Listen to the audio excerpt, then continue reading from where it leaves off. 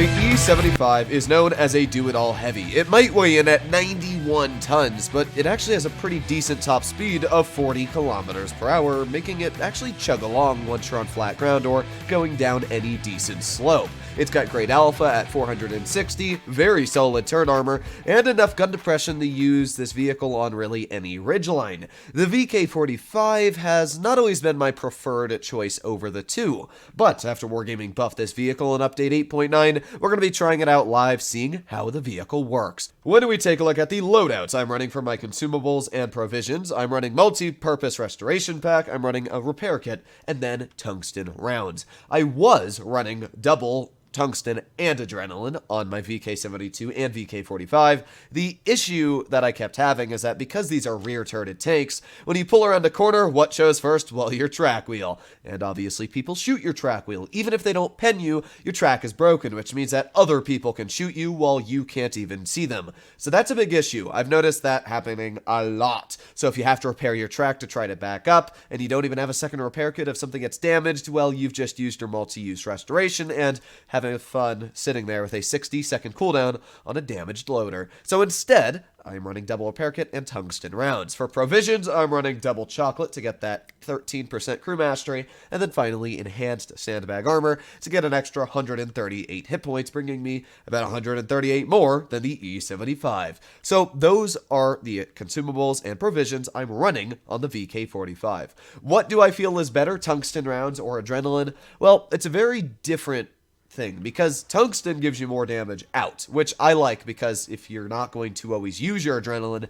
it's nice that at least with tungsten you can hit somebody for one shot back in the cover and not bleed any to deal a lot more damage, or at least if you do bleed, you're getting that extra damage out. If you've got big alpha like the VK72, even with adrenaline on, it doesn't help all too much, because you only get like one shot out with it, two shots out with it, and half the time you don't even get the shot out. So I definitely feel that tungsten is a lot better for the higher alpha tanks, especially because it gives you a greater increase in damage per shot, but that's just how I see it. Now we've got a VK72 next to me, and we've also got an Object 268 behind. Obviously you want to stick with the team, that's one of the main rules of thumb. So I'm going to push into base B with this VK72 and hopefully help him out, but I'm really hoping that his alpha helps me out. Our 907 off to the side, alright, we'll see how that works out. There's somebody in base C, as you can see, haha.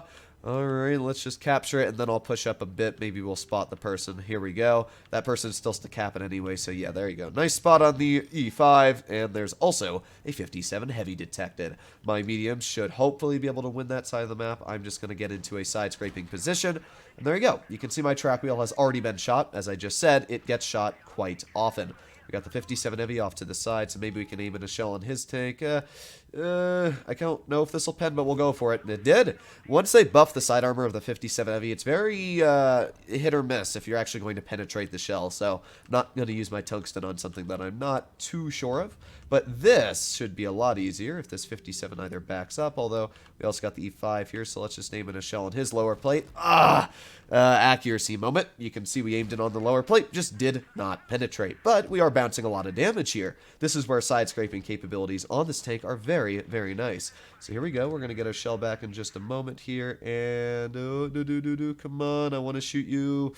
There you go. Nice in the side of the turret for 537. That was a big slap. I mean, you can see where the alpha is nice with tungsten. It does hit very, very hard. The issue is that the other side of the map, we have lost our E75, or T54 we have, but their E75 just finished off our last player, which isn't all too good for us. So I'm going to have to be very, very careful when it comes to enemy opponents. We have no tank destroyers in the back, and there is a Hori that thankfully managed to bounce me, which is great for me, and we get a nice tap into the Hori, but I'm going to start backing up before worse things do happen. Hopefully my 268 gets a big old slap in, but let's just keep backing up. Maybe I can get a bit of a side scrape out here. Let's try it. Hello, Hori.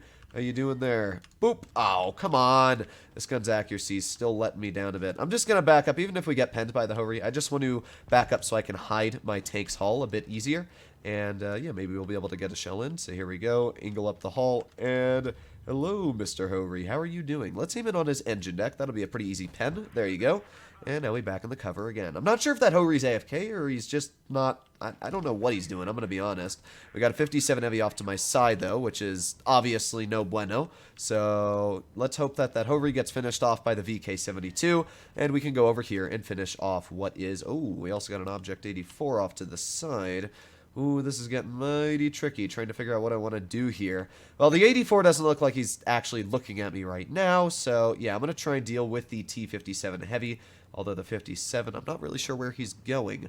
Hopefully, yes, alright, here we go. Let's get our tungsten shells on, and a slap. Nice 521 tap into the 57, and let's keep pushing on him. There's only 2 takes left on the enemy team, even though our mediums did fall apart very quickly. Looks like we are still going to be able to come out with this victory, and with tungsten shells on, there's no way we're going to low roll that and finish off the 57 Heavy. Well, there you go. This was a pretty good first battle to showcase where tungsten is nice. We broke 3,000 damage. We did everything we needed to. And, yeah, now we just got to find a running Object 84. Nice game, T100 LT. So, yeah, I'm just going to push in the base D, because obviously I do not want to lose this on base cap, and I guess we'll see if I find the 84. There he is. Come here, buddy. Play with me. Boop. There you go. Nice tap into the 84. And not really sure what he's doing, but that's fine with me. Keep on going, keep on going. Huh. Well, good news is... Oh, he's just capping the base. Okay, well, then we just get a free kill. Yes, more damage for me. Ha-ha. Well, there you go, ladies and gentlemen. The first battle in the VK-45 was a pretty solid one. We were able to deal 3,700 damage, come out with a victory, and showcase just where this tank can be very good. We were able to block a huge chunk of damage, side scraping. There you go, 2,160. This is where the tank is nicer than the E-75. We've managed to pull out a mastery. The E-75, because it's a front-turreted tank, can't really side scrape. It can use its gun depression, and it obviously can just pull around a corner and snap somebody, but you cannot use the side armor as a side scraping capability while shooting opponents. I shot that Hory side scraping, I shot the 57 Heavy, the E5, and I didn't get penned by any. Here we are in our second battle. What do we have up against us? We got an E100, Leopard 1, M60, a Mil 2, M5Yo, Standard B, and a Waffenträger. That's a pretty strong lineup. The E100 is a very strong heavy, as we know, because it just hits really, really hard. And then the Mil 2, that one doesn't scare me all too much because I actually have pretty good armor against its penetration. I guess we'll find out how it goes because my E75 is stock. So, yeah, that sounds like bad news. Either way, my VK72 is pushing this way, so I'm hoping that this is going to work well. I'm going to try and hold mid, and the VK is going to do whatever he's doing. I swear if he stops at that bush, please don't, please don't. Okay, we're good. I can't tell you how many VK72s I've seen camping after the new update. I don't know why, but it just seems like the new camping tank destroyer. That's a heavy. Well, either way, let's see who is in base C. Hello. Oh, there's a leopard, and let us put on our tungsten, and... Ooh! Oh, ho, ho, ho, ho. Well, there you go, ladies and gentlemen. Tungsten shells. A reason why it is very, very good. That just absolutely destroyed that leopard. All right, well, let's see if he's going to poke again. I'm just going to wait here, and I guess we'll find out, right? All right, chillin', chillin'. Oh, no. I'm a little nervous because it looks like their entire team has gone off to this side. We got the Emil too, but yeah, honestly, right now, I am very worried about what's going to happen to me on the heavy side. So there's the M5Yo. All right, well, oh, there's an M60. Boop, nice tap into his side. I really like the alpha of 460. I think 460 is like the golden number in Blitz. I really wish that there were more tier 10 heavies that carried an alpha like this, that were, you know, more mobile. Like the IS-7's got it, and obviously I love the 5A because it has it, but I really, oh my god, this poor M60. This guy probably bought one of those alpha containers and now is stuck in tier 10, but oh well, let's just, yeah, we're just gonna... I'm sorry, dude, but it has to happen. There you go. Shoot him once. Let's back up. It was worth the bleed. We still brought him down to basically a one-shot for us now. And now I'm just going to side scrape here, which is fine with me. So 4 more seconds left. I'll have another shell ready. Here we go. 3, 2, 1, and let's see. Leopard's there. Nice tap into him. I mean, again, you can see the alpha's working great. Our side scraping capabilities are doing their job. We're distracting an entirety of an enemy team right now. So this is perfect. 3 more seconds. I'll have another shell ready.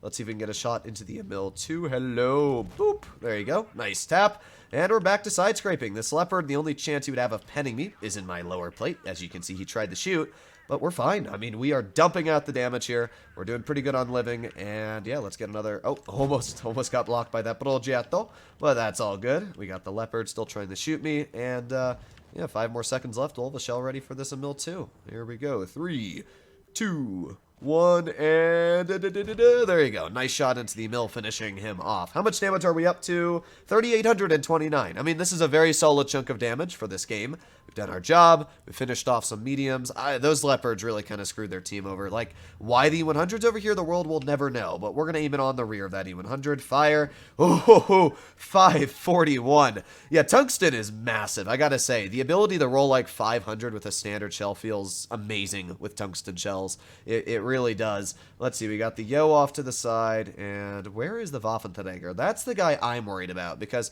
Oh, there's the WT. All right, well, let's see if we can get a shell maybe into this Yo. I'm going to back up. We only got 1 shell out with our Tungsten, but it was better than nothing. That's what I always like to say. So there's the 100 off to the side, and there is the Yo. Ugh, I should have aimed us just a little bit higher.